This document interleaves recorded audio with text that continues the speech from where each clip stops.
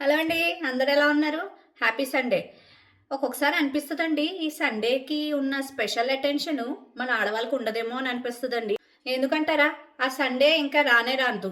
అప్పుడే అంటారు, "అమ్మ నాకు ఈ సండే నాకు మటన్ వండి పెట్టవా?" మా ఆయన గారు, "ఏమే నాకు చేపల పులుసు చేసి పెట్టవా?" అని రకరకాలవన్నీ వండించుకొని తినడానికి సండే ఎప్పుడొత్తదా? లేకపోతే ఎక్కడికైనా ఎళ్దాం ప్లాన్ చేసుకుందాం, బయటికెళ్దాము, లేకపోతే ఈ రోజంతా రెస్ట్ తీసుకోవచ్చా సండేకున్న స్పెషాలిటీ మరి అది. చూసారు కదా! ఇదిగోండి మటన్ కర్రీ ఒక్కొక్కరికి ఒక్కొక్క రిక్వైర్మెంట్ మరి.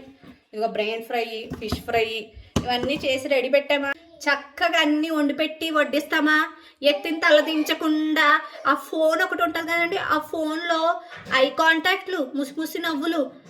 పెళ్ళాం పక్కనే ఉంటుంది, పెళ్ళాంకి ఎప్పుడన్నా ఐ కాంటాక్ట్ ఇస్తారా? పెళ్ళాం పక్కనే ఉంటుంది, పెళ్ళాంకి ఎప్పుడన్నా ఐ కాంటాక్ట్ ఇస్తారా? ఏమే కూర బాగుందని చెప్తారా? అయ్యేమి ఉండవు. చెప్పొచ్చు కదా! అబ్బా! ఇవాళ ఈ ఫ్రై చాలా బావుందే, పులుసులో పులుపు చాలా బావుందని ఒక మాట అంటే సొమ్మేం పోతదండి? నాకర్థం కాదు. ఒక మాట కూడా మాట్లాడరు.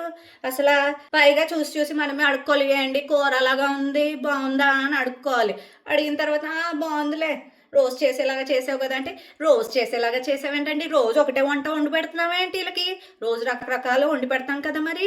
ఈళ్ళకి అలా కాదండి. 10 రోజులు ఒకటే కూర పెట్టేసిన తర్వాత 11వ రోజు మళ్ళీ ఫ్రెష్‌గా ఇంకో కూర వండుతాం గదా! అప్పుడు పెట్టినప్పుడు, అప్పుడు నోట్లో నుంచి మాటొస్తది.